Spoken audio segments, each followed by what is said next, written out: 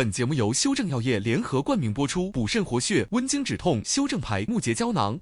如果你也需要节目中的中医大拿看诊，可私信官方账号“初入职场中医记”或扫描二维码填写看诊资料。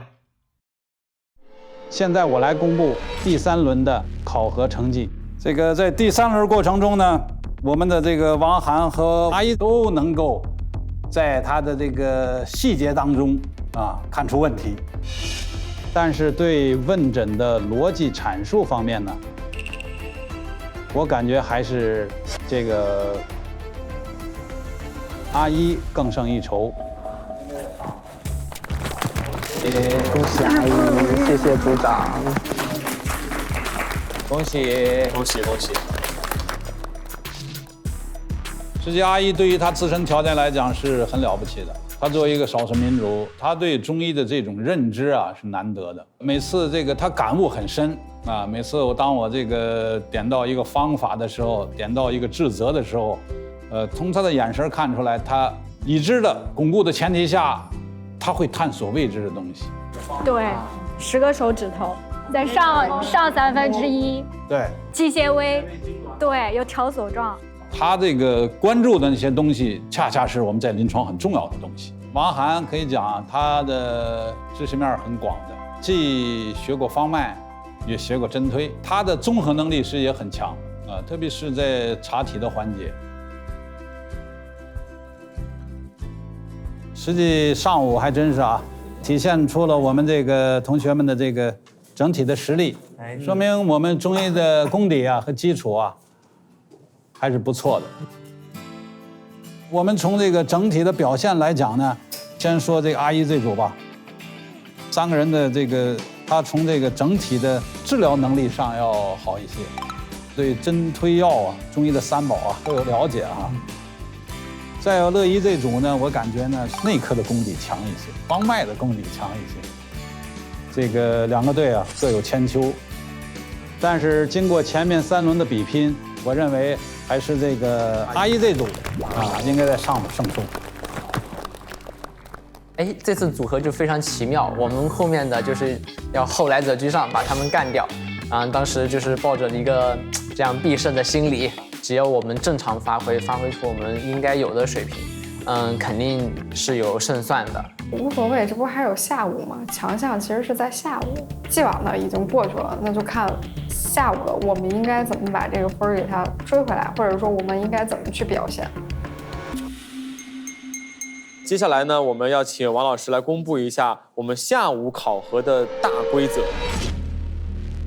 经历过刚刚的这个望诊和问诊2组同学呢，对我们4位助力团的健康情况有了一些初步的了解那么接下来呢，你们需要给每位出具一份健康管理方案，讲述他们的身体状况和可行的调养手段。1个小时以后呢，我们在人心诊间进行汇报。针对每位助力团成员，你们2队呢各派出1人进行汇报。也就是说，4组1对1的胜负将影响到你们最终的小组组合。谢谢，下午见。今天跟着哥哥们做自测，我觉得我的肩颈也很僵硬。是，现在生活环境不一样了，像比如说长时间的低头玩手机、久坐办公、吹空调、压力、焦虑，其实这些都会让我们的肌肉紧张。我觉得内调更为重要。很多疼痛问题都是因为肾虚血瘀，需要我们补肾活血，双管齐下。你看，药食同源的木耳可以补气养血，搭配名贵药材血接，能够化瘀定痛。我知道这个，因为修正药业就传承了这个古方，能够帮助大家从根源上去调理疼痛的问题。有饭，我刚把吃的拿出来。这谁的包？拿起来一下。好。吃饭了。自个儿拿自个儿的，我不管了。先吃，吃完再考虑这个事儿。好，快。没关门。博远说他没啥问题，他就是湿气重，脸上这一圈有闭口，这叫啥呀？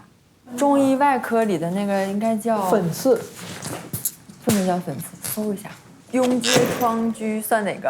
啊，你们的饭已经分好了。好的。哦，我有这个，这是什么？哦，我喜欢那个，是不是？是螺蛳。啊，螺丝。有香肠。香肠我不太吃，你吃香肠吗？我不吃香肠，辣。那咱们是不是菜拿反了？辣。哦，没有。我就在想，到底把他这个睡眠叫上。如果没有变化，可不可以通过日常保健考虑？也可以从循经考虑。一定要给出方案。行，我看看，下午咱们加油。可以的。来吃饭吧，先。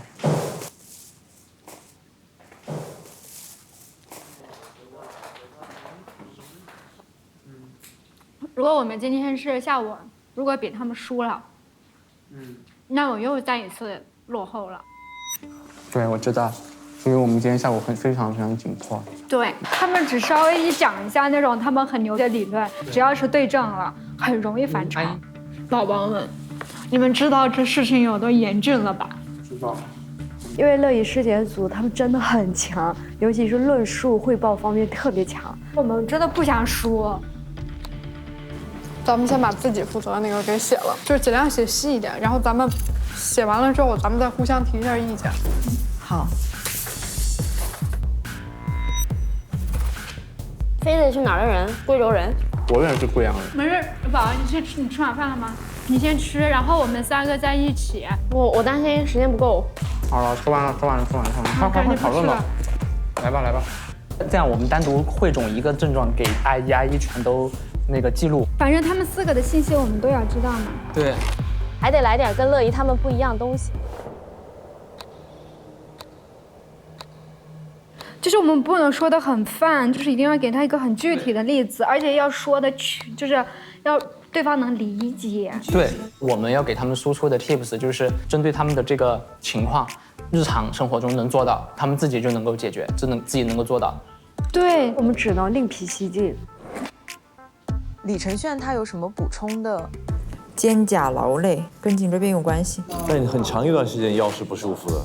那小姐我不给她下病名行不行？因为她没有什么大病，她想改善就是脾胃虚。说我是脾胃虚的，就睡眠不好，然后血脂是有一点偏高的。我可不可以直接说她是脾胃虚弱和脾虚湿盛？不行，你必须得给她一个。亚健康算不算一个症？亚健康为什么不算？它可以，对吧？痱子能叫经伤吗？但是它的主症就是胸椎不适。主要的诉求就是胸椎这一块。对，好的。我们的方案就从日常着手，然后药膳和运动，功法给一点。对，记得那个按摩肚子。然后咱们就细一点，咱们比他们细，咱们比他们的信息量多一点。我们一家人队是很有那种凝聚力的，我们是很有协同的这种 team 的氛围。还有谁都没弄？李承铉都弄了，还有呢？我这儿非得跟高的小九。你弄李承铉是吗？啊，我弄了李承铉。啊，李承铉。我是非得跟那个小九吧。你弄了俩是吗？对，我非得和那个小九。好。他主要是我觉得他也没什么大的问题，只要就是饮食和功法的话，有阿姨和你给我补充的话，我觉得还行。我一点都不害怕，我当时真的不害怕他们。我觉得他们应该比我们压力更大。时间要到了，我去叫他们几个。兄弟们，我们走了，现在就走了。我好紧张，怎么办？我紧张的袖子找不着。下午咱们加油。可以的，治疗是咱们拿手的。上午就类似开胃菜，下午才是考核的一个重点。怎么着你也得给它搞回来，让患者都听懂会做，这是我们最大的优势。下午考核见真章吧。今天上午呢，我们经过了一上午的体检自测，发现身体里面的确会有或多或少的一种小问题。当然，它也不是某种疾病，就像老师说的，它其实是某种亚健康的状态。现在就到了最关键的环节，领取属于你们今天来到这里的一个健康管理方案，并且是专属于你们每一个人的。上去了。好，楼上的学徒已经根据你们的情况整理出了一个详细的方案。一会儿呢，咱们就依次上楼，每个人单独领取属于你们自己的方案。好，而这个时候呢，我们除了今天当期的考核的带教导师给我们看诊之外，我们还有一位导师会陪伴大家一起来分享中医小知识。当然，我们请到这儿来的老师都非常厉害。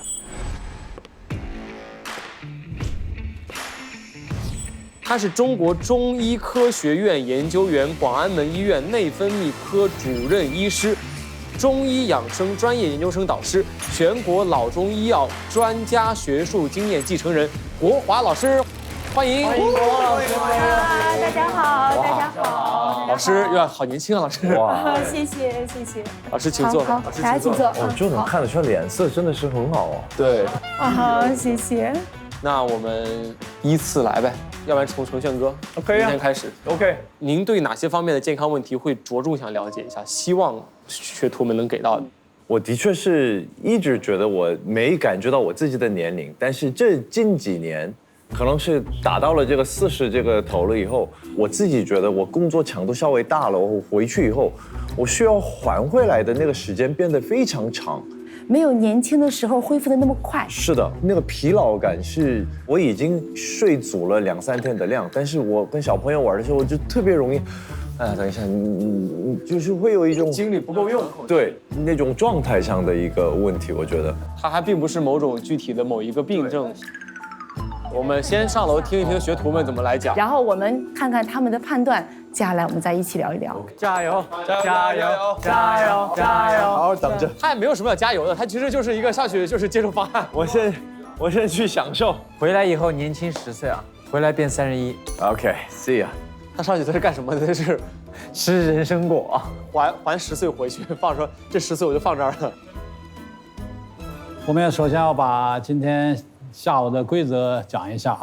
下午一共4轮考核，2位队长呢依次派出你们队伍中的1人进行汇报，2人形成一个竞争关系。我将在2人中选择1位表现较好的学徒，该学徒所在组则记1分。4组汇报完毕呢，我们累积分数高的一组获胜。组内3人呢都可在药膳中增加5格药材。所以今天这个选人至关重要了。今天更多的是给出助力团关于健康管理方面的日常调理养护的建议，让普通人也可以跟着一起学习，更多的聚焦在每个人都可以在家进行自测或生活中的方法，但是一定要保证它的安全性。我们第1位助力团成员李承炫，炫哥马上就要到达诊间了。因为我们上午获胜的队长是阿一，所以呢，就由阿一优先选择汇报顺序。你们是想要先派人汇报，还是后派人汇报？我们后派人吧。好，让对方来进行先陈述，这样的话，我们可以先观察一下对方的这些排兵布阵呀什么的。那就按照你们刚才的位置可以去做一下，请选择汇报的人坐到我们老师对面。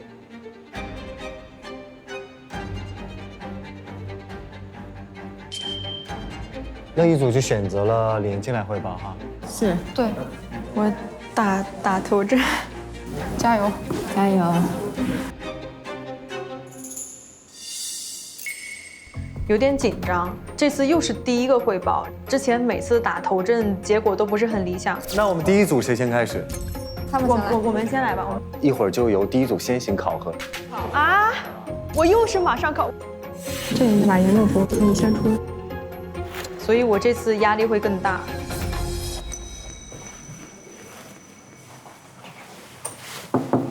宁静 ，Hello， 炫哥，哎，炫哥，请坐。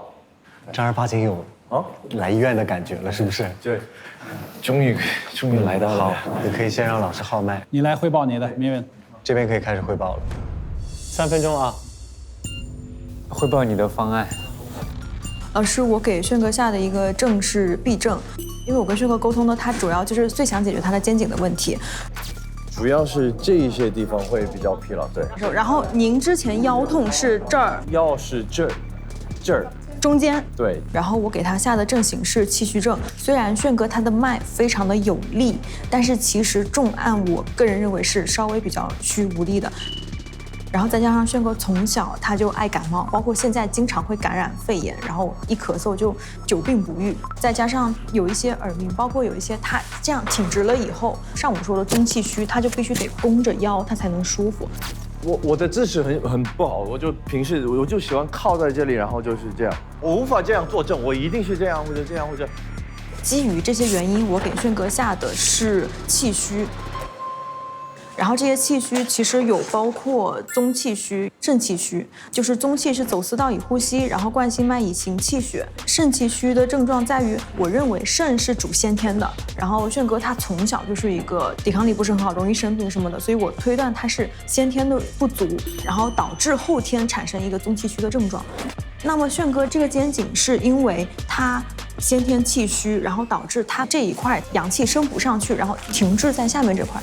他这一块它是比较僵硬，然后又是不舒服，但它不疼。然后我给炫哥的首先下的治疗是推拿跟针灸。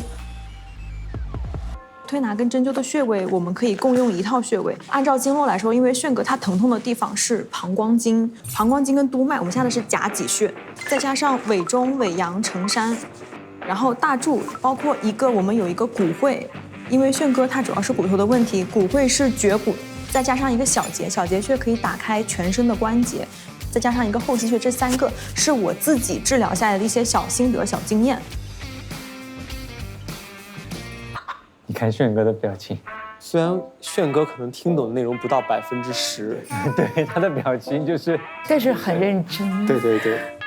然后任脉是上中下3脘，因为我认为就是气机不畅，它百病由生，就是它气虚，然后气机不畅了，所以上中下3脘分别对应上焦、中焦、下焦，给它把上面、下面全部打通，让气机能够流畅，然后我们再给它补气，就是让它有东西先通。推拿我们主要可以用一指禅，或者说捏脊生阳法，然后还有一些滚法。那么我给炫哥的一些日常生活能够去做的一个是撞树。我听懂了，撞树、撞墙，就轻轻的，不要重，我们轻轻激发后面脏腑那些，就是激发他的气血，然后去影响你的脏腑。撞树他听懂了，他是想把他的督脉和膀胱经会紧张的那个地方去打开。哦，就撞树。炫哥之前难受的时候，他自己又会跑那个墙角那个去刺激自己的督脉和膀胱经。就好像有的人胸闷的时候会自己去捶胸，啊，其实就在打开这个胸中间，这就是个带动穴。然后还有一个是骑自行车、游泳，然后包括就是游泳里面蛙泳比较推荐，因为我们平常日常低头玩手机，就是这2个运动它都是抬头，就是我要抬头去做的。我这里画了个图给老师跟炫哥看一下。炫哥，您健身，您应该是知道的，这个叫臀桥。推荐炫哥，就是您可以臀桥，就是坐在椅子上，就是你上半身是平着的时候，这就不受力，然后它还能锻炼后面的肌肉，就能让您进行一个就是比较简便，然后又不难受的一个小的康复训练。还有一个叫燕子飞。来就是这个，就是我们趴着，然后头跟脚然后往上抬一点，然后也是锻炼我们从颈椎到后面的肌肉。然后还有一个可以泡水的，就是党参、麦冬跟五味子，然后3个是0.5比1比1，就是泡水。泡澡。泡澡。泡水喝。哦。放保温杯里面，放保温杯里面喝。然后这个是给您补气的。就是我们要先打通气机，然后让它气可以流畅的流动。老师，我的汇报到此结束。哇，眼镜讲得好细致，特别细。他给了很多就是日常生活中可以调理的小方法、小动作。对，小动作。健身的也有，喝的也有，很好。对。眼见人话，他表达的也都非常充分，说的非常细致，就对他后面的这个表现就很有底气。眼镜就是发挥一直很稳定，非常的优秀啊。阿姨，你们组将派谁进行方案汇报？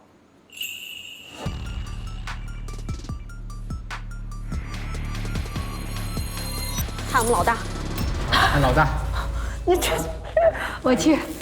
来，阿姨，开始。它主要呢是它的是整个机体的一个能力下降。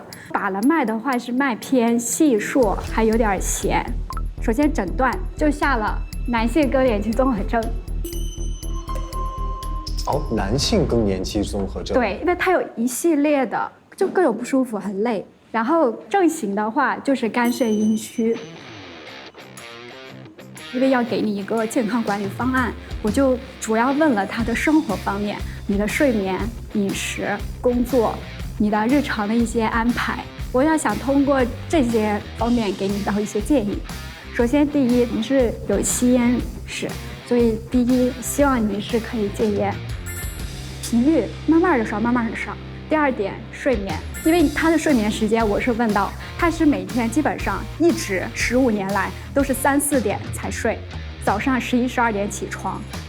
15年来，所以你晚上几点睡？晚上3、4点钟。早上几点起？11点到12点。因为我的生活习惯一直是这样子的，然后现在有了小朋友以后，他们就是差不多晚上9点、10点睡了以后，如果我那个时候睡，我基本上没有我自己的个人时间了。他们睡了以后，我才会有我自己做音乐的时间，我跟我老婆讨论或者玩的时间。平时你的吃饭1日3餐都是规律吗？我不会吃3餐，我的早餐就是中午，就一片面包和一个咖啡。你为什么叹气啊？没有，这是他自己的一个生活习惯，然后他也并不是愿意这么早入睡这样子，所以给你开的方是泡脚方。那我们就五味子、怀牛膝、丹参、肉桂各10克，给你的这个方你带回去睡前泡脚。我不逼你早睡，但是我希望你的睡眠质量高。我觉得就是阿姨体现出了一种她年龄不具备的成熟感，这个成熟感是这个医生这个职业赋予她的，就是所有医生跟你讲说你要改变这种生活习惯，一般这种话一般是父母来给我们讲的。是的，是的，是的。阿姨给炫哥讲这句话，你会感觉到很反差，很反差，差辈儿。但其实医生就是这样的，你看我们临床会有80、90岁的，你一样要去给他方案，你要让他去相信你，去接受这样的方案。我感觉好像阿姨的沟通方式更加会比较共情一点，就是说好像我在跟你1对1交流一些沟通，而那个严静她更加是给出解决方案的方式。对。第二点，你情绪管理，因为我们刚是把到也脉有点弦，就是你有时候急性子，那我们就说情绪管理，腹式呼吸，要让他自己静下来。然后情绪管理有一个撒气穴，有什么气？你就我们说这个劳宫穴、撒气穴，就是你这样按你的这个无名指碰到的地方就是劳宫穴。劳宫穴。劳宫穴。劳宫。劳动的劳，就是撒气穴啊，就是这个穴，就是按也非常好。劳宫穴，姐姐插进去吗？没有，你自己按揉。通过这样的方式找到这个劳宫穴。我以为要这样。但其实我更喜欢用脚上的太冲穴，大脚趾和小脚趾往后凹陷的地方这个位置按着这个位置也是撒气。撒气。你生个气。我现在很愉快。你试一下，假装一下。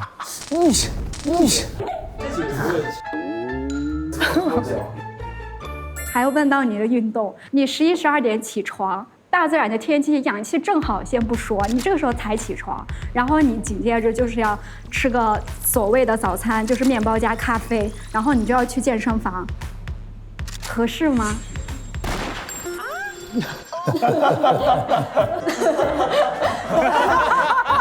给炫哥问懵了。你看炫哥表情好好啊。我觉得挺合适的。没事。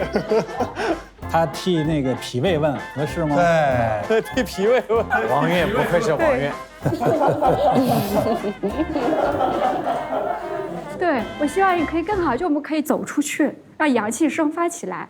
你去逛公园，哪怕你在公园前站桩，打8段锦，学一学，就是接受大自然的这些力、这些气，我觉得会更好的补你的本质的问题。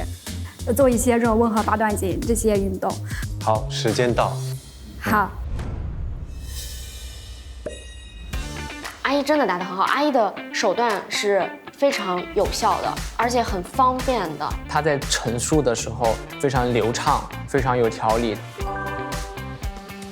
我补充一句话，就是对于太阳，我是这次来披荆斩棘录制的时候，我遇到了一个朋友胡夏，他告诉我太阳的重要性，然后我跟着他一起晒过太阳，然后我回去了以后，我自己研究了很多太阳对于人的。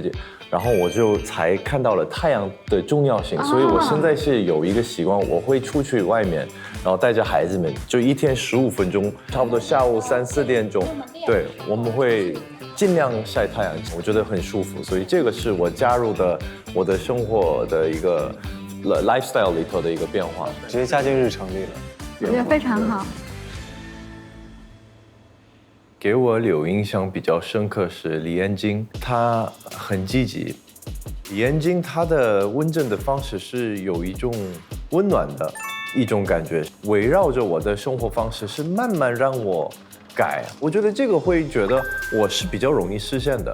阿姨又是一个另外一种角度的，她是有一种更相对直接一点的，就告诉你这个东西不好，我建议你不要这么做。阿姨说的方案是很多的中医老师会建议的，但是我有我的生活的节奏，我也不愿意那么改。好，因为刚才轩哥你自己也提到了更年期这个词嘛，那你是为什么会认为自己有这个更年期的症状？刚刚提的更年期，我知道男性也有更年期。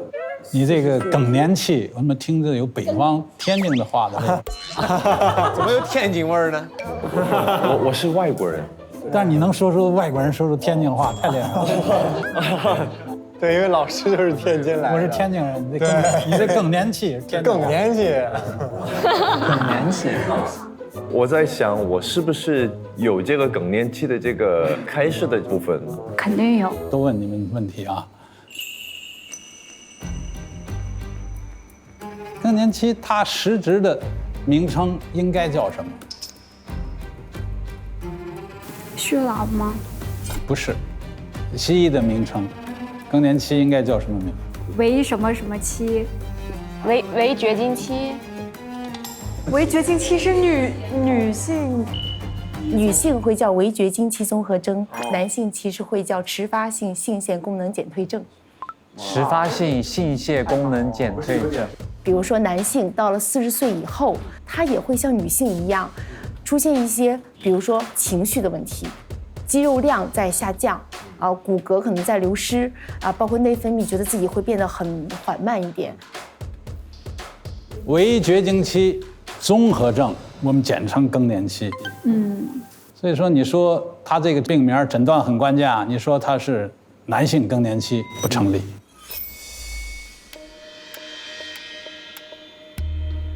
只能说他有些症状类似。对。他亚健康状态。那怎么下诊断呢？他说的对，他就是痹症。所以说我们现在就可以下结论了啊！你看他这肝脉、左关脉悬，右关脉脾脉很弱，他是肝脾不调。他这个由于肝主筋，脾主肌肉，肝脾不和，肝气不脾，用的肌肉力量也不是真正的丰满，他还健身，还在消耗它。同时，他由于肝筋旺盛，筋不柔，造成了他颈椎病。对于他呢，颈椎病呢应该针推并用治其标。对于他来讲，毕竟亚健康，我们可以不用针，我们可以用推。脾主肌肉，对，那我脾不好，那说明本来我应该更大了这个肌肉。对，相当于你原来练的这个量，你可以把它膨胀成3倍，减一半了。应该变成这样的，施瓦辛这个 Terminator 那个。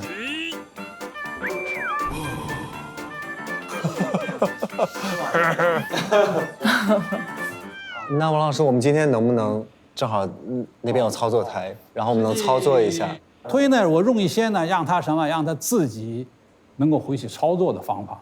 好，那我们到那边去，直接坐着操作就可以了。要教给他推拿按摩的方法。哦，学一下。哇，这个有意思。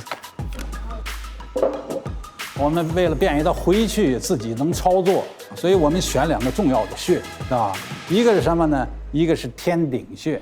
天顶在哪？我们先找着喉结，平行对到胸锁乳突肌的后缘，然后我们这个手让他轻轻的低头，再往这侧，我们就轻轻的往他的这个棘突的方向一点一点的推按，逐渐力量加大。你有什么感觉？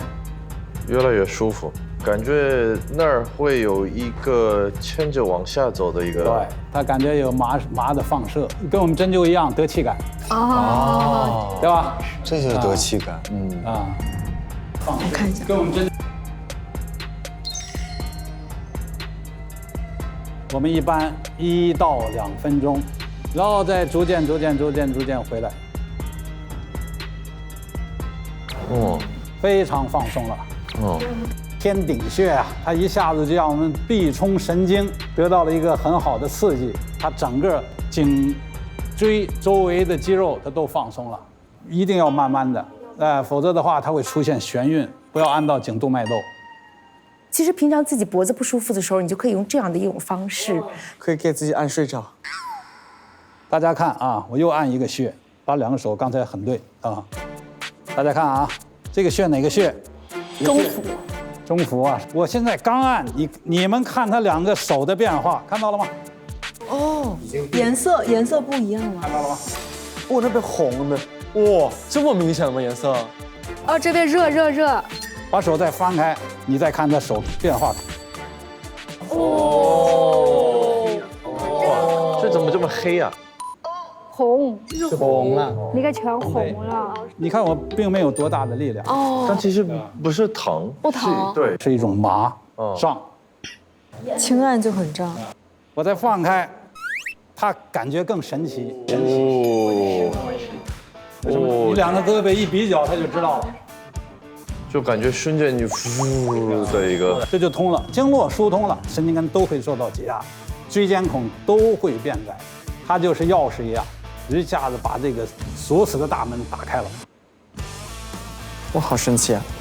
压到我这个锁骨上面的这个穴位的时候，我觉得很神奇的是，真的是马上就能看得出来我的手的颜色是开始越来越不一样了。我觉得这个是蛮厉害的。你按的时候是我没觉得有太大的那个，但是你放着你就能感觉到有牵连的一个有点，你知道就你动一下有一个的那个感觉吗？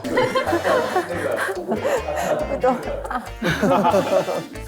好的，那我们就先请我们的炫哥回去休息。好，将来颈椎经常这样做就可以缓解很多。好的，就这2个位置记住就可以。好的，谢谢，谢谢炫哥，谢谢，辛苦了，谢谢。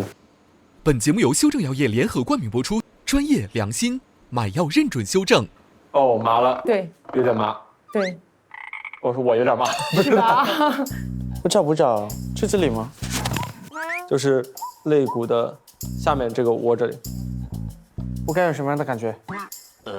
按到你就说你麻了。哦，麻了。哦，有一点。哦，来了，感觉是有一点。哇，真的。哦，小手指头花麻麻的，麻麻的，真的麻麻的。哇，好神奇啊！炫哥年轻了几岁？和从镜头里你的手的颜色变化好明显，真的，我肉眼能见到。哎，我给你弄一下，你好，你站这。他要炫一下，里程炫技。不疼吧？不疼，就是对，它就会开始。你等着哈，开始红了。哦，颜色变深了。我觉得我有天赋，是不是可以考虑放手了，哥？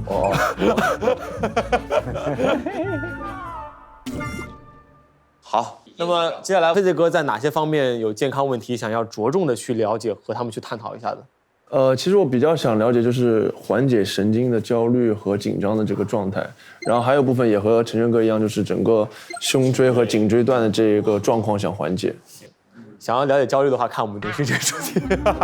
好，没问题。那接下来请飞贼哥去楼上人心诊间查看属于你的健康管理方案。同样有什么问题和他们展开交流。好。因为上一轮呢是我们的乐一组先汇报的，所以这次呢由我们阿一组先汇报。就按理的来说，如果有什么症状，那后面他会问。对，然后说快点，时间还是挺短的。阿一组，你们选出这次汇报的。我来，小白吧。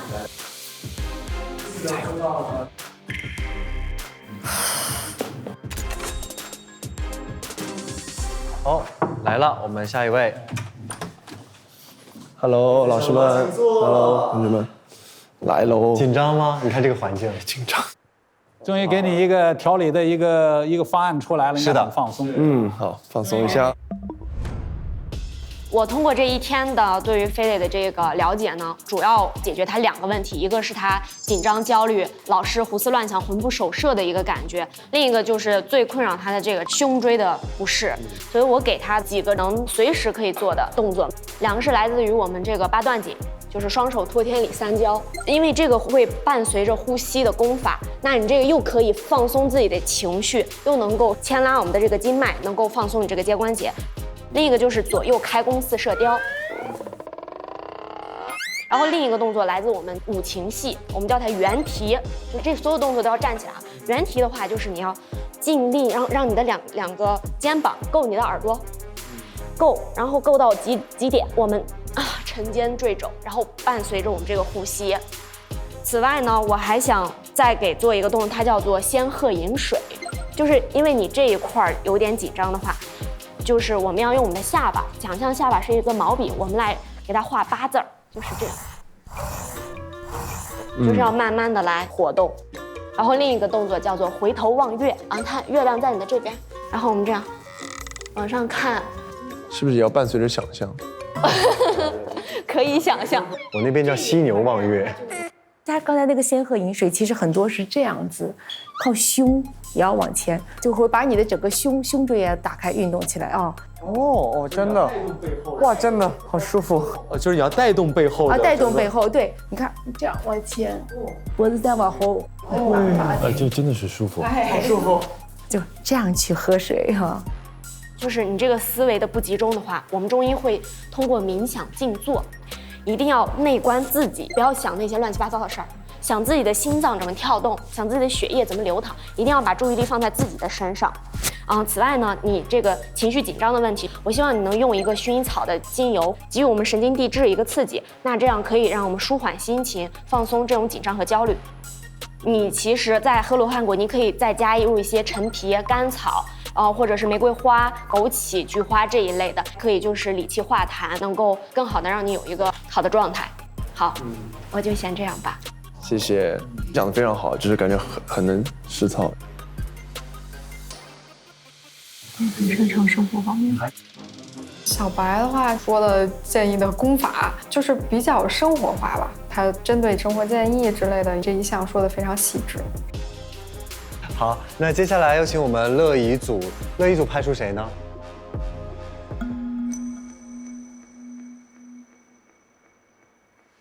我来。好。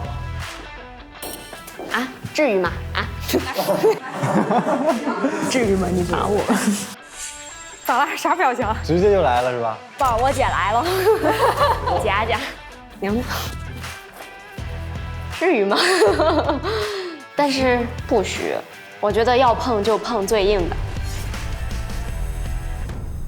计时5分钟，开始。首先呢，我对飞贼的主要诊断是一个肺脾阴虚。为什么说他肺阴虚？是因为他去年有一个阑尾炎的手术史，然后在术后呢，容易得了荨麻疹。然后此外呢，就是他还出现了一些注意力不集中，然后偶尔头晕的一个方面呢。然后包括他这个受凉之后出现了一个颈肩不适，颈肩不适之后，他的这个胸椎段是有点弯曲的，弯曲了之后，他的阳气并不能上达于头面，所以导致了一个注意力不容易集中，偶尔头晕的这种一个情况。它偶尔还会有一些胃胀的情况，也是它这个阳气不能上达，气滞在这个胃里面，所以才导致它容易会有这种胃胀。然后针对它这些情况，首先对于它的局部，我们可以通过点按缺盆，然后再加上一个局部这个肩膀进行一个活动。这个其实是改善我们颈椎。然后此外呢，我们可以选择像泰息，就是我们的这个踝内侧上2寸的这个位置，它可以滋养我们的肾阴，然后包括我们的3阴交阴陵泉，然后包括我们的后溪也是通督脉的，也可以进行就是这块是我们平时比较方便去进行点按的，它可以改善我们的脊椎的一些不适。然后此外还有一个呼吸法，我大概示范一下，就是盘腿。这么做完了之后，然后你要慢慢的把这个气，在你吸气的时候，你成一个往里凹的一个 C， 一定要慢。然后在你呼气的时候，再弯过来成一个 C， 一定要慢，要不然很容易造成2次损伤。一定要配合我们的呼吸来进行。然后另外就是我们日常的护理要更加注意，就不要。就比如说我们爱吹空调，但是一定要把脖子这个地方给护好。就是这边有风池穴和风府穴吧，就是特别容易受到风险的入侵。后面一定要保护好。啊，平时因为我们还是有这个烟酒的这种不好的习惯，一共7天，然后3天会喝酒，这喝酒频率稍微有点高哈。对，所以这个其实是我们需要从生活上面来进行一些改善的。时间到。好，说的太赶了。赵乐怡就是让我觉得是医生的感觉，很笃定，逻辑清晰，乐怡的话，他对于患者整体的病因病机的原因分析，我觉得确实分析得很好。赵乐怡是通过一些中医的一些理论，解释了一下我这个状态的原因，很专业，很有自信。白松岩也是给了一些很有实操性的一些建议，其实我觉得是很好的。双方其实都有他们的闪光点。好，可以问问题了。比如说喝酒这件事情，它其实是有的时候我感觉是帮助我缓解我的焦虑或者放松我的情绪的，但是可能它又是一个所谓的恶性循环。对，就是可以有中药的药酒，就是你可以喝酒，咱们可以选一些好的，就是利于我们身体的酒来喝，但是我们要适量，就你不能说我天天喝大酒，那这样的话对于神经，对于就是各种损伤，其实都会有的。所以长期的饮酒会引起老年痴呆这个症状吗？它会损伤神经。跟烟酒都是有关系的，因为它在我们中医这块看起来都是毒，而且其实得看他喝的是什么酒。他刚刚说有药酒，医学医的繁体字就是下面就是那个酒的右边那个酉字。是的，其实，在中医里边，酒有的时候还是药引子，它可以更好的带着药去行药性。瓜蒌蟹白酒汤，是吧？治疗胸痹的。对吧？就是胸部这种压榨性的一些疼痛啊，就是胸闷啊、心悸啊，它会用到这种白酒当药引子。我们的炙甘草汤，实际它要需要酒的，酒是粮食精啊，对，这是药。酒是粮食精，越喝越年轻。但是我们怎么说呢？完了，这下可算有理由喝了，你真的是。但是我们不能把这个药变成毒药，过用就是毒药。对对。这个你理解吗？应该理解。他只听到了"可以喝"3个字，不能多喝。紧接着，针对你们刚才的这个对他的这个整体的这个方案，刚才提到了他有点肺虚，这个分析得很好。肺主皮毛，它出现有时瘙痒。你看他左侧深脉下沉，再加上他口干。他肯定睡觉不好，而且我记得应该是他的小便有点黄，偏黄。我在这个之间是这个颜色。心和小肠相表里，心火下沿小肠。对啊，那就是心肾不交。心肾不交啊，既有心肾不交，它又有肝脾不和。它是这2个综合在一起，所以它也有产生了一些痹症的成分，颈椎啊、腰椎都不好，它的状态是相对来讲亚健康是最差的。对于它这个记忆力差、心肾不交，我们非常有名的一个方子，古代孙思邈的一个方子，专门治疗什么？治疗我们这个记忆力差。什么枕中什么枕？孔圣枕中丹。孔圣枕中丹，哎呦，孔圣枕中，就记得枕了，是吧？我都没听过这名，记一下。他这病需要长期来改善啊，它不可能一朝一夕改变。好，谢谢老师，谢谢老师，谢谢两位。感觉被扒了精光，可以适量的喝。对，然后刚刚你其实也说了，就是有时候容易忘事。网上就有个词儿叫英年早呆，就现在很多人就是比如说出门的时候，就是一下楼说，哎，我的家里的门有没有锁好？钥匙带没带啊？对，想大家很多人就很容易。你是吗？我完全是。大家有没有想过，这可能是预示着我们普遍的一个什么样的问题呢？因为我们前面讲过，我们不是熬夜各方面，然后就是你的精力不够，然后好像就是肾气会缺失的时候，大脑就跟不上趟了，有点。对，熬夜也好，或者工作压力大也好，它都在耗我们本身的这样一种肾精。而你知道为什么脑子卡住？我说会跟肾精有关吗？肾它的功能组团里边的一个功能就叫主骨生髓，这个时候肾精不足，我们的这种髓海就不足。那有一句话就叫脑子空空如也，没填满。你里边没有这样的一种能量，没有的这样的一种精血，就好像巧妇难为无米之炊。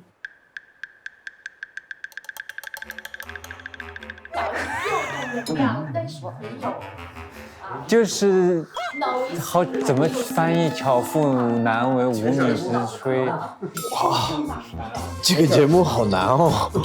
现在就是肾精不足了。我一直觉得我中文不错的，来这里我就觉得中文好差啊。我也觉得。好，我们请小九先上楼去看诊。你有哪些想要解决的、着重解决的健康问题？我呢，应该是要着重在我的血脂上的问题。体检的时候，我还是血脂偏高的。那听听我们学徒到时候给你什么样的建议？好，我也想知道。如果下一个是小九的话，就完蛋；下一个是那个博源的话，我们还能缓冲一下，对吧？下一位上来的助力团成员是高清晨。高清晨，我都不知道写哪儿去了。你先把他的那些资料告诉他，让他上吧。下一个就是高清晨。我可以讲高清晨。博源谁讲？你讲。可以吗？对，没事。小白他刚汇报完下来，然后发现下一个他还得他上。就我们也是现场调整，王玉那对他的情况也比较了解，那他上。那肾脉是比较浮的。对。你多大来着？99年。26。你没结婚是吧？没有。你没找对象？处不了。就是这种没结婚的男孩子，容易向火妄动，他会觉得，所以他晚上睡不着，他兴奋。我先跟你说他症状。症状入睡困难，睡得浅。你不会真的熬夜？我说实话，我准备的这个你怎么6盘？那就好。咱们今天必须还是输了太难看了。好，这一次是由我们乐一组先来进行汇报，那你们组派出的是谁呢？王涵。好，加油！你能胜过他。对。你能胜过他。老师好，来小九坐。正儿八经号脉了，属于是，来吧。首先，我给他的症型下的是肝郁脾虚，但其实小九来说，他是一个亚健康，他并没有什么很大的问题。但是他有一个问题，就是在于他的血脂相对偏高，但这个其实是相对的，他并没有超过那个临界值。包括像腹胀啊、消化不良啊、像大便粘厕所啊这种情况都是印证了他的一个脾胃不和的感觉。摸到了他的弦脉，所以我有问他是否有情绪的压力。平常有急躁吗？脾气不急，但心里会急。有。那其实他也是一直都处在一个比较有压力的状态，所以我诊断他的弦脉是因为肝郁导致的。所以我总结来说，我给他诊断是肝郁脾虚。我们可以通过一些日常的保健，首先的话，像针灸啊、推拿，包括我们平常按一按穴位，包括推经络都是非常好的。我们的脾胃都是在腹部，所以可以进行一个腹部的推拿，从剑突一直推到下面的耻骨联合这个位置，就是纵行的去推。然后，因为它是有那个相对应的血脂的一个异常，所以定期的血脂监测是必不可少的。然后我们在饮食方面就会想吃甜。我其实比较认可一个观点，就是如果你真的想吃甜，是你真的身体需要，那我可以给你推荐一些健脾养胃的一些平常我们可以吃的东西，蜂蜜、小米、南瓜、山药，平补肺脾肾都是非常好的养胃的。因为蜂蜜水是甜的嘛，如果你想吃糖的，它可以作为一个代替。这些都是经典养胃名方。是，那山药也补气。然后我比较推荐他去打8段锦太极拳，去改善一下我们整体的一个循环。我大概就是这些，老师。第一组汇报完了，我们第二组这次派出谁呢？来迎战。我来。听了王涵他的汇报以后，他辩证跟我的不一样，我心里有把握胜过他。我来。好，哇，一下蹦起来。好，来请坐。开始。我们的诊断呢是湿浊，症型呢是阳瘀，气滞阳瘀。因为他的情绪起伏比较大，然后再加上他的四肢容易冷，所以他有一个阳虚瘀滞的表现。再加上平时喜欢吃甜食，甜食呢我们就甘味太多，容易滋腻导致你的这个湿浊内生比如说您的那个总胆比较高，血液粘稠度比较高，然后导致你的血压我看它也是130多。结合你喜欢吃甜食，我们给你一个非常好的方案，桂枝加龙骨牡蛎汤，然后可以加一点点饴糖，加点糖在里边。然后呢，我们有一些就是食疗的方法，比如说用一些干姜、肉桂、红枣、桂圆，然后可以泡在水里边，保温杯里就泡这些东西，然后就平时就能喝，它也有甜味儿。还有可以晚上睡觉揉耳朵，把双手搓热，揉耳朵，把耳朵搓热，然后正好趁这个热度呢，把眼睛敷上，帮助阳气进入阴气里边，这样帮助你的睡眠。还有你比较有寒冷嘛，然后可以揉关元，把你左手在下，揉一揉肚脐以下的这几个穴位，这样揉一揉，可以给你生火。包括我们还有一个五阴疗法。对于你情绪起伏比较大的，对应到肝脏，您可以去多听咪这个音比较多的音乐。哦，第一次，我干嘛呀？这个是什么原理啊？我也不知道。有这种的吗？有，你就在那个听音乐的那个里面，你就搜歌单，你就搜五音疗法，它有一个很具体的歌单，它会通过古代的宫商角徵羽的一些古琴也好，然后来调节你的心情。对，我就做这种咪和多很多的一首歌好了。平时也可以去做一些运动，打五行掌或者是做8段锦，非常简单。当然也可以多动舌尖，这样舌头在这个嘴巴里面转，舌为心之苗，所以也可以帮您降一降心火，帮助您睡眠呀。好，这就是我的汇报内容。好的，谢谢。王玉准备的很全面，他的知识面是非常广的。不管是王玉或者王涵两位的，我觉得特别仔细。王涵会给我很多解决方式，王玉给我印象很深刻，就是跟我说要去听咪的歌，我觉得这个是我第一次遇到这样的治疗方式，我觉得这很好，因为我不知道中医也包含了用音乐来治疗的方式。这个直接给你们评价了啊。好。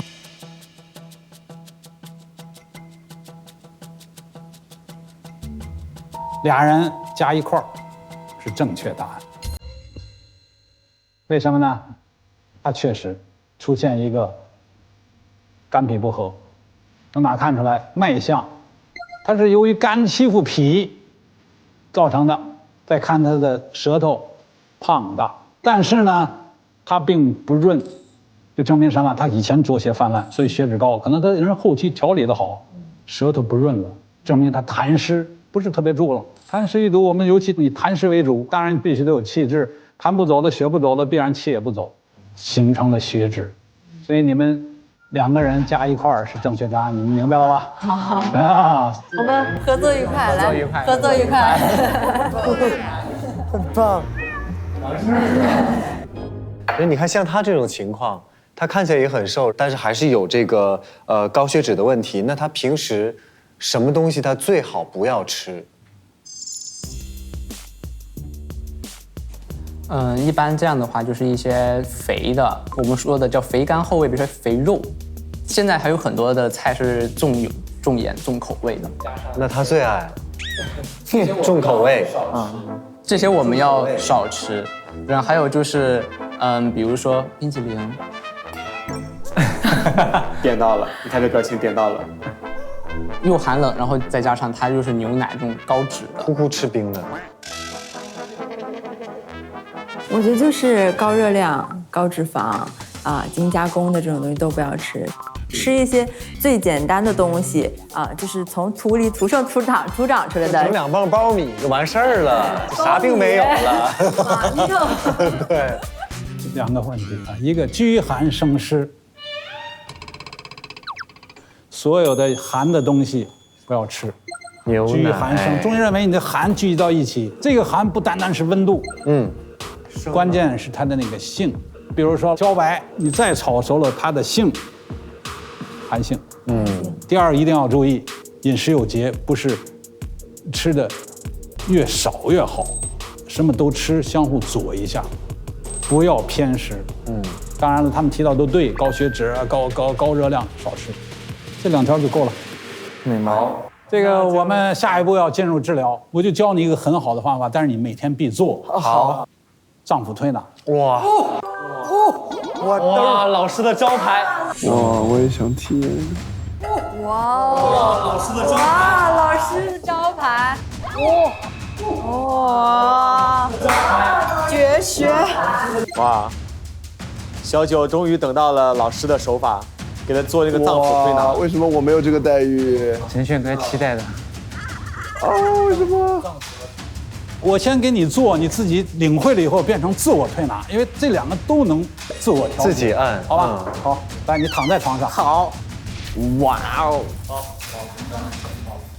哇，值了来这个节目。放松放松，就是被8个人盯着看也我放松不了。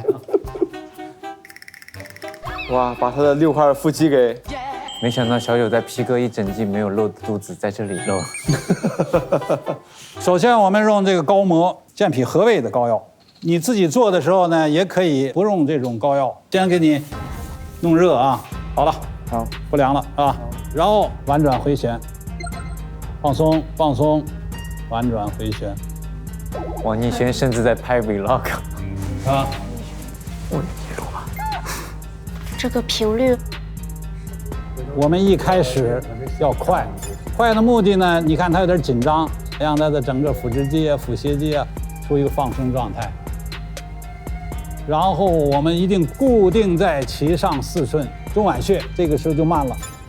在做婉转回旋动作的时候，要往中脘穴来挤，小拇指指腹、无名指指腹、中指指腹、食指指腹，偏锋、大鱼际、小鱼际。腕部发力，略微有点颤，再放松，再放松。赛博给他按，这是我在按，其实。什么感觉？你现在什么感觉？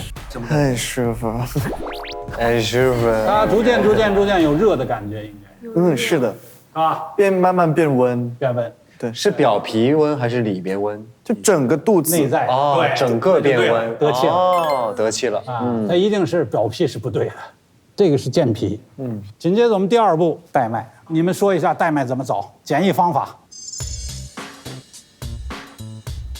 就是平齐肚脐，然后手肘这样一搭，这里就是往下平齐肚脐，我们就可以找到带脉。哎，我们就是简易的方法啊，一托肘，一平行，一垂直，啊，大致在哪这个位置？我们一掐，你看2个大筋，掐这2根筋，哇，它就是带脉穴。带脉穴哦，一定是什么掐法？啊，嘣响一下，它并不有多疼。他可扎了一下，哇，腹肌出来了。对不起。一般的最多7次，泻肝食脾嘛。你每天睡觉的时候自己做，变成自我推拿。怎么学会呢？拿一个碗做来做去，你坚持10天，把碗扔掉，拿手来做，挤压掐带脉。好，对男人对自己狠一点。好，让他掐点胀，有点疼，没问题就可以了。好，这个方法简便易吧？特别简单。好，可以了。谢谢。我感觉老师的功夫都在手上，这个手就能看出来很不一样。那个抖真的很难，我刚刚试了那个抖，真是要功而且法练，它还要那样揉，对。视频5块钱发你，给这50。王哥，我马上转你。学习视频啊，仅供内部交流。马上转你。那小九应该就没有什么问题了哈。好的，那下去休息吧。谢谢各位，谢谢王老师。好，再见，谢谢，再见。怎么样？按摩的感觉很舒服，就按完感觉你的肚子空了。因为我平时都会有那种肚子就感觉很紧满很堵，但是按完的时候，现在感觉整个肚子是进去这样子，然后就很松。我也想感受一下。我也是。学会了没有？大概应该学会了，大概的感一点点觉。回去折磨折磨。因为刚刚我们也聊了，就是血脂高其实和饮食的问题会有很大的关联。对。所以呢，今天准备了这个降血脂的甜品，为了小九量身打造。降血脂的甜品这几个字感觉好像在打架。有这么神奇的存在吗？高级巴斯克蛋糕。啊，大家有猜到这个颜色是什么？红薯。红薯不可能。我开玩笑，老师。山楂。哎，山楂确实可以降血脂。但是有一个就是坐在一起的叫红曲。对。红曲是什么？它有活血化瘀的作用，可以降脂，它被称为西医的天然他汀。是的。然后大家还能尝到什么味道吗？白色的这个是山药吗？特别棒，因为山药其实可以帮助我们血脂代谢，然后我们知道它可以健脾养胃。我们在吃一些什么红丝绒蛋糕啊，或者吃一些糕点的时候，见到这个颜色，很多都是红曲，直接做进去的。但不要因为这个原因啊，天天吃红丝绒啊。那里边有可能是糖和这些油脂加的会比较多，但是我们这个只是加的很简单。没错。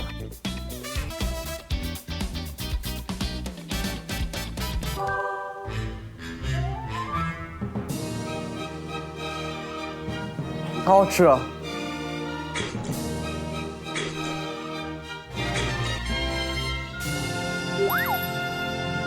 那么来吧，博远，你有哪些方面的健康问题要着重的去了解和探讨一下？我就是怕一个事情，就是湿气。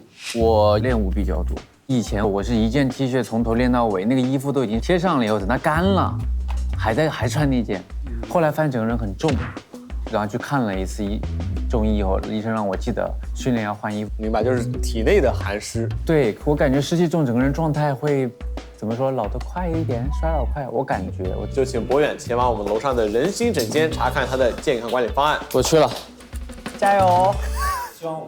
老师，我一直想问一个问题，就是我老婆呢，她是觉得我想吃什么，就是听从自己身体告诉的话。我们中医里边有句话叫从心所欲，服从他心里所想的，一定可能是他所需要的，但是特别不健康的不可以。比如说甜的或者是辣的。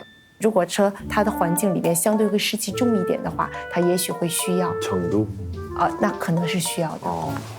不能让老婆看这个节目了。我一直是跟她说，你不要吃的健康一点。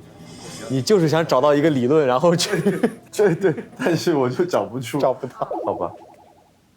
进入智能电视应用中心，打开芒果 TV 电视端，大屏4K 更清晰。因为上次是这边先开始汇报的，所以这次由你们先汇报。好的。那你们这边派出哪员大将呢？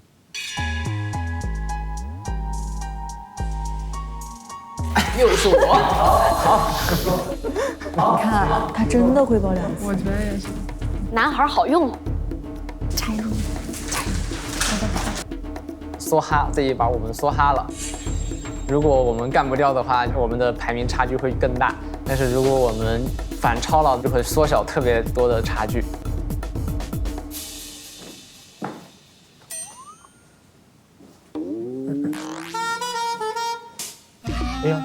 是不是走反了？证明这人是不是走反了？等一会儿，这是走反了，这人。博远，博远，在哪里啊？博远，哎，你是不是走反了？我们找不见。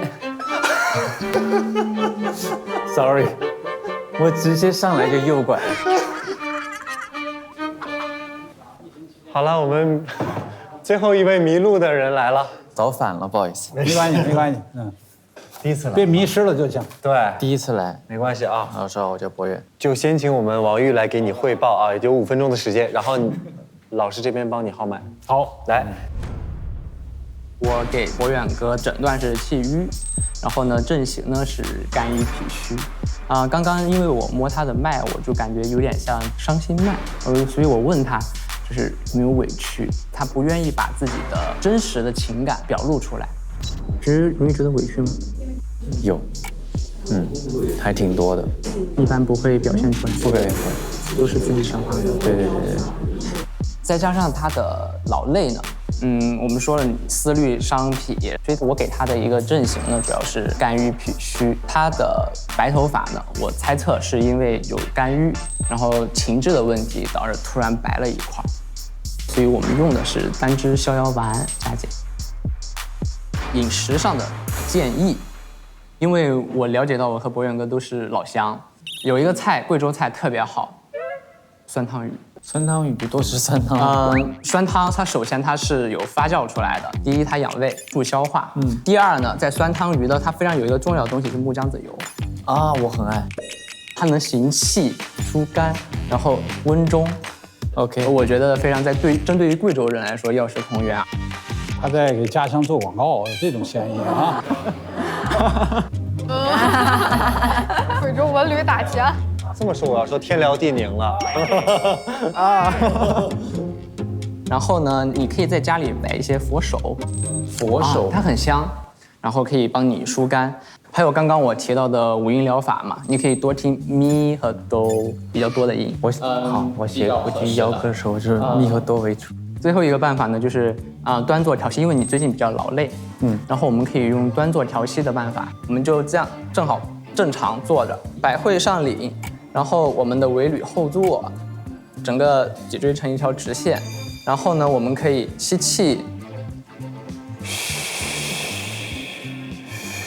我们呼气的时间要大于吸气的时间，可以帮助你休息，减轻你一些疲乏、劳累的一些症状。主要是有这几个非常简单的一些方法了。王玉强调自己家乡的特色，表达的也都非常充分，说的一些点都比较在理。我们听完这边了，那请问我方派出什么？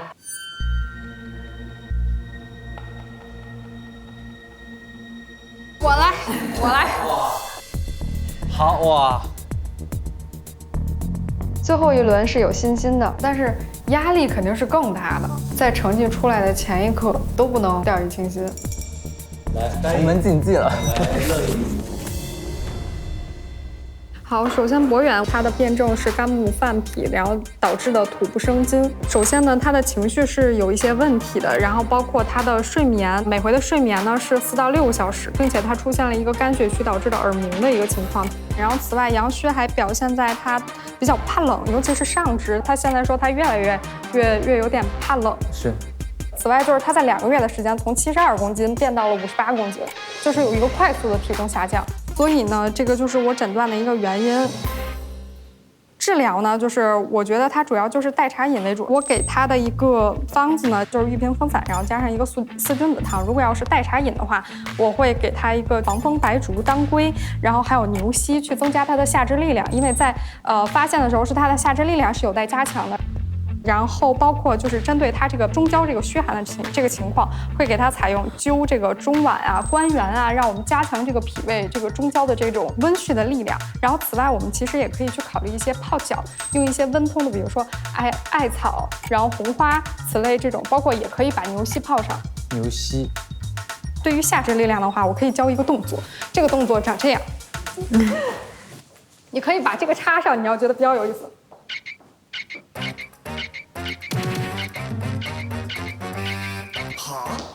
打拍子吗？这不是抖音很火的那个吗？哎，是你吗，天天？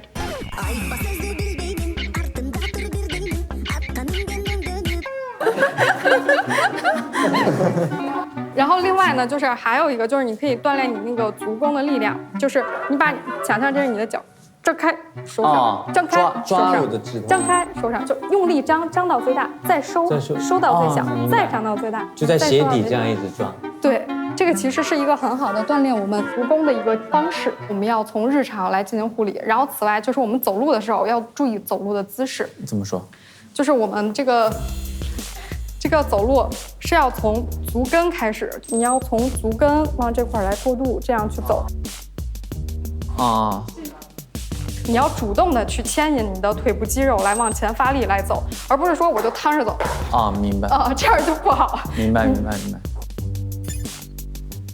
我觉得他的汇报非常的全面，问的非常细致。赵乐怡呢，能感觉到她的自信和笃定，实践出真知，所以这句话在她身上还是能够体现得非常好的。然后王玉呢，作为医生这个职业上的细心和专业，能够让她观察到患者更多可能容易被忽略的情况，她能看出来，我觉得很厉害。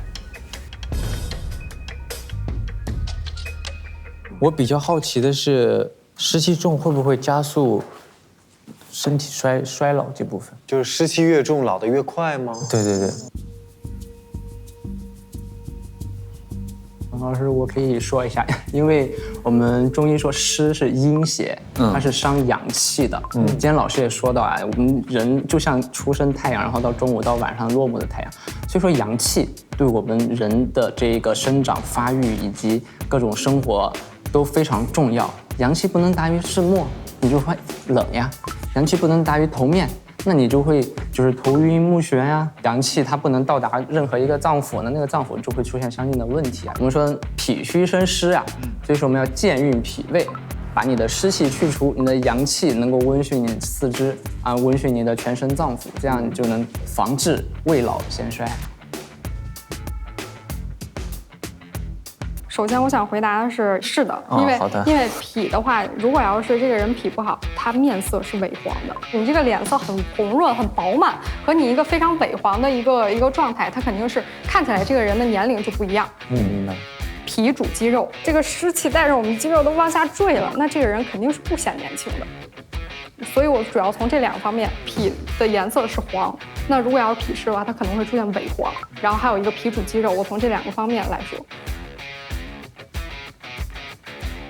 我们中医强调标本兼治，标可能是湿，刚才提到的，我们这个由于湿重啊、湿邪重浊啊，这皮肤开始耷拉。根本是什么？阳气。阳气那个标影响了阳气，影响了气机运畅，所以它既有阳于气闭，也有刚才你讲的湿主阳气的成分。它日常保健、日常防病啊，您的方法都对。现在当务之急是什么？怎么样它脾阳振奋？怎么样它阻止脾阳振奋的湿邪走掉？这是根本原因。所以我们应该下一步直接进入到这个治疗的环节。是拔罐、走罐，要走背上吗？走背。我趴着吗？趴下。哦，拔罐了。哦，我也想拔罐，那个好舒服的。对。我们在做操作之前啊，我们的瓶口沾上凡士林，把它均匀的涂抹好，把它点燃。一定压住，缓慢的往前走。你看，坐住了。再缓慢往上走，一定按着我们膀胱经从肺腧往下走。哦，这个看起来舒服。这个是，哇，一下子就红了。往下走，哎呀，这多少事儿啊，心里。你这已经快出痧了。我们这个不要力度太大，因为我们是有温阳作用，同时应该我们让它湿气脱出来。我们不让出痧，变成泻法。哦，对。中医的补泻非常重要嘛。虚则补之，实则泻之，大的原则不能违背。谁来试试？我来拿。王院，所以我不能刮痧，对不对？你严格的讲不能刮痧，手罐最适合你。一个是它有温阳作用，你有阳气虚；再关键它能去除湿邪啊。OK， 明白，不刮。这个是不是就和刮痧很像？走罐刮痧是没有给它上火力的啊，没有，就那样抽出来嘛。对对，没有这种负压的。这是第一个。第二个就是火罐是有温热的作用的，而刮痧是没有去对，刮痧更偏泻一点。哦，但是火罐会有这样温补的这样作用的。这就可以了。你看它这个肤色现在做的恰到好处。背上有一浅浅的红色的2条。我觉得老师这个火候就是拔得刚刚好。对，既兼顾温阳，又兼顾祛湿。王源，我提问，咱们走完罐是不是不能洗澡？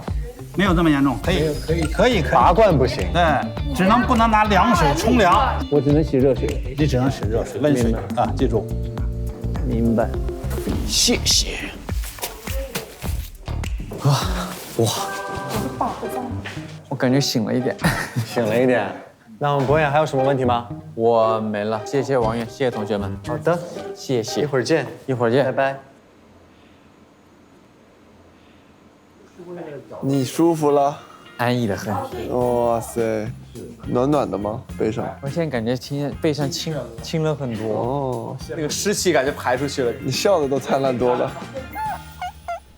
老师，我想提问一下，泡完脚了之后，是不是不能立刻洗澡？泡脚是这样哈，第一个，泡脚不能泡太久，微微出汗。第二呢，泡脚以后就不能见风，穿袜子，能不能马上去洗澡？这个倒没有一个明确的说，我泡完脚不能去洗澡。它其实就是泡完脚以后有一个你的毛孔腠理打开的一个过程，它是怕这个地方你招风。您说的风是热风也算是风吗？我们还有风热呢。风热就是我们讲的风，有这种有形的风啊，当然也有一种可能我们并不能见得到，它可能是一种微风，或者它是这种流动的这样的一种气体。可能那个叫空气。等一下，风的意思是空气在动就是风吗？空气它不动嘛，它就在那里，我们是撞它，但风它是跑过来撞我们的。懂你意思。谁主动？也许我不知道。我觉得我们这个中文在你们这儿有新的解释。为什么提到这个？我有2个小朋友嘛。对。我第一个小朋友的时候 ，Lucky 出生了以后，我丈母娘就是特别害怕，他刚醒的时候，喝风就要开始给他裹起来。我说，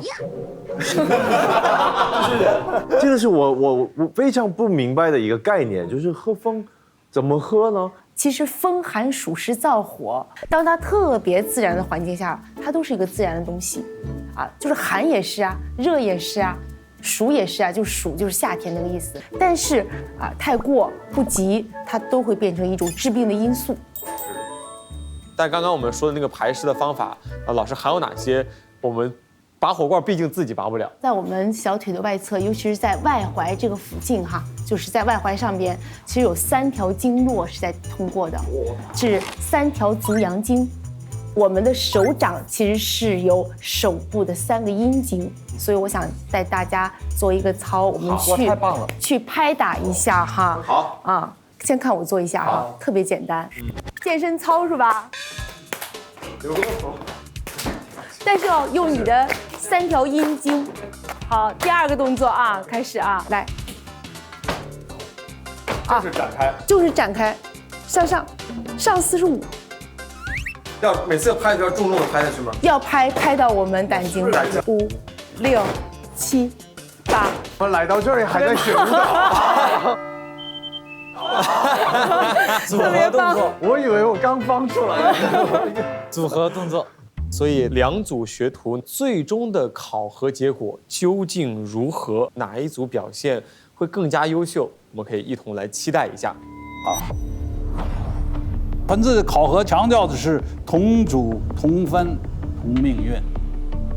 先做一下评价。上午其实主要是从诊断上，中医的望闻问切；下午给出具体的方案，大家表现得非常不错。当然，最终我们得有一个结果啊。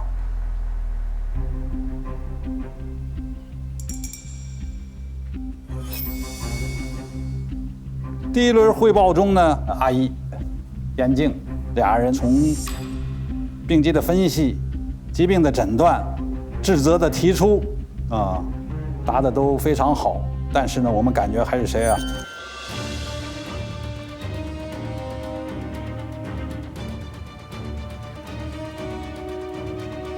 李延静略微小胜一筹。严静真是非常的钻研，跟他名字一样。我给炫哥下的一个正是避正。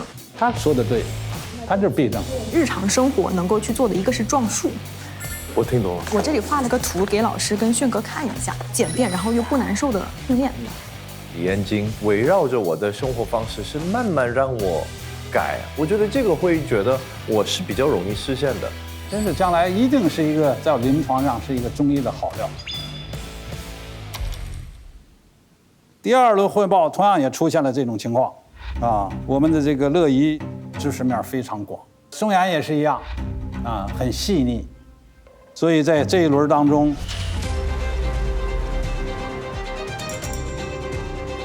白松岩获胜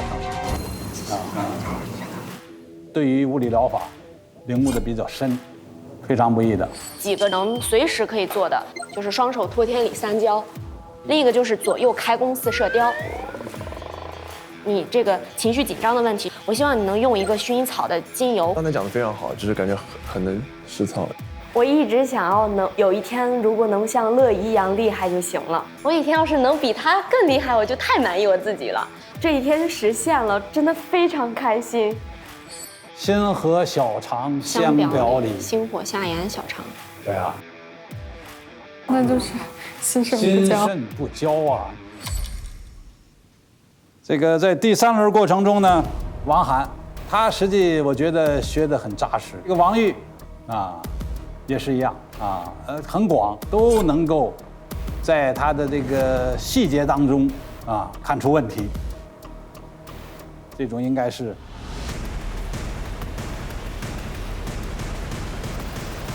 王宇获胜对于王宇来讲对阳于气闭这个理解还是比较正确的。症型呢是阳瘀，气滞阳瘀，他的情绪起伏比较大，然后再加上他的四肢容易冷，所以他有一个阳虚瘀滞的表现。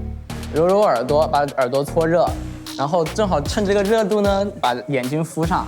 我们还有一个5音疗法，可以去多听咪这个音比较多的音乐。我觉得这个是我第一次遇到这样的治疗方式。刚才我也提出希望，怎么能够系统进一步提高？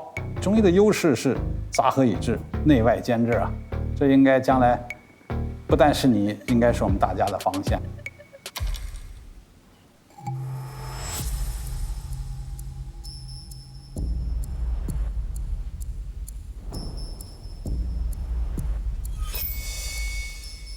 在第4轮汇报中呢，我感觉俩人后期的领悟都非常不错，但是我觉得在整体的对问题的回答方面呢，这个罗列方面呢，我感觉赵乐怡还是胜王玉筹的。他可以讲内外妇儿伤都涉足了。就是我反复强调的先博尔后精。山伯远他的辩证是肝木犯脾，然后导致的土不生金。针对他这个中焦这个虚寒的这个情况，会给他采用灸这个中脘关元让我们加强这个脾胃温煦的力量。对于下肢力量的话，我可以教一个动作，你可以把这个插上，你要觉得比较有意思。赵乐怡就是让我觉得是医生的感觉，很笃定，逻辑清晰，实践出真知。这句话在他身上还是能够体现得非常好的。也就是说，我们经过这4轮的对抗，两组打成了平手，两组都获胜，对，是吧？不然今天这个我们3个人组队，应该整体还是比较愉快的，大家都有自己擅长的点。王涵他对方剂熟悉程度是比较高的，从剑突一直推到下面的耻骨联合这个位置。眼见的话，他会非常主动的分享对于这个疾病的一个看法，就是他对这个病机的认识。就是我今天感受到的是，乐怡她真的很擅长发挥我们的长处，然后她也很擅长整合我们的信息。我今天切身感受到了她是怎么带队、怎么当组长的。我今天跟她一对比的可开心了，有后盾的感觉，非常踏实。阿一同学他作为今天的队长，他首先自己表现得非常好，对我们的小组的沟通，还有战术的制定都非常的井井有条。然后白松岩呢本身就很优秀的同时也很有牺牲精神。我们组今天就是大家一起齐头并进，奋勇直追。说让我真的很感谢他们，而且我们都很快的达成一致。就我觉得，因为他们的反馈，他们的这样子的配合，让我觉得我有这个自信，感觉我在做的越来越好。这样的话，我们都可以加上药格了。是的啊，就是我们每个人都可以在自己的药格里加上这个5格的药量了。恭喜大家，恭喜！希望大家继续努力啊，下一期取得更好的成绩。好像过年了，合家欢是咋回事？是的，让我们一起包饺子。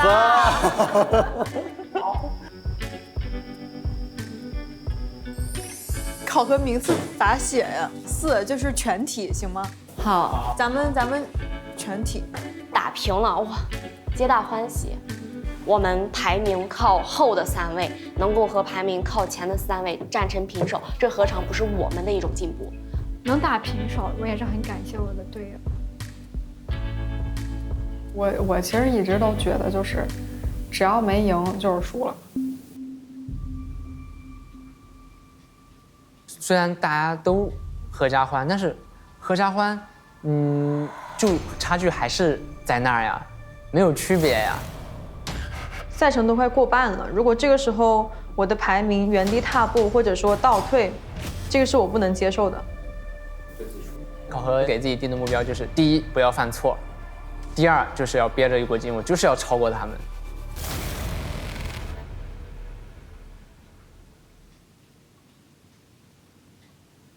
这期节目的主题叫做如何才能守卫健康。昨天各位的所有饮食习惯全都在细心的记录。27岁前从来不吃蔬菜，汉堡里头的那一片叶子和那个番茄我也拿出来。甜品脑袋，昨天中午嘴没停过。喝水困难户，博远他不喝水，打嗝的神，就像我的 freestyle 一样。还好气不是往另外一个方向走。欢迎今天的带教导师尤白文老师。一个人神气充不充足，一定是跟我们脾胃有关。你应该肠胃有些问题一来长沙就开始拉肚子。你要是情绪影响肺腹胀吧？对，对这个考试比较上心哦。今天的考核名额只有4个，剩下2个人就会冷空。待定的学徒可在考核中质疑其提出的餐食方案，若挑战成功，可当下取代他的位置。中医的赛场上面如此之激烈，眼神突然充满了斗气。奇了，工业革命以前也没有午餐，人都是2年。以前的平均寿命和现在的平均寿命能比吗？哇，绝杀！压力大不大呀？压力大不大？但脾气感觉最近格外的大。我老婆她的手脚常常冰凉。从电视上看她脾气相对火爆一点，也可以适当的解郁。你们要根据每一位助力团的身体状况来为他们制作健康药膳。很违和，穿一个西装搁这切大枣，小心手！我可以。No， 你不可以。白扁豆，健脾除湿。用药液浸入这个鸡蛋羹中，做的最好的药膳，好开胃啊！这个味道好香。可以。哇，你做馒头可以哦，我一个山东人，哇塞，这个药膳做的非常不错，我们都想尝一下。做的最好的药膳。今天呢，我们进行一个全方位的体检，肯定最长辈来先。你们先，感觉你们问题不少。低血压是一个非常危险的事情。哎，你血有点粘稠。裤子好长，别找借口了。高清沉香应该穿，首先考虑到吸食药。接下来我们就一起开启了我们今天的饭桌小游戏吧。哇，这个分的很好，2个外国人，2个中国人。他说嗨。哦，嗨，他脑子里没有这个关键词。《黄帝内经》。回答正确。哇，这个好难。发不出来这个菜，发不出来。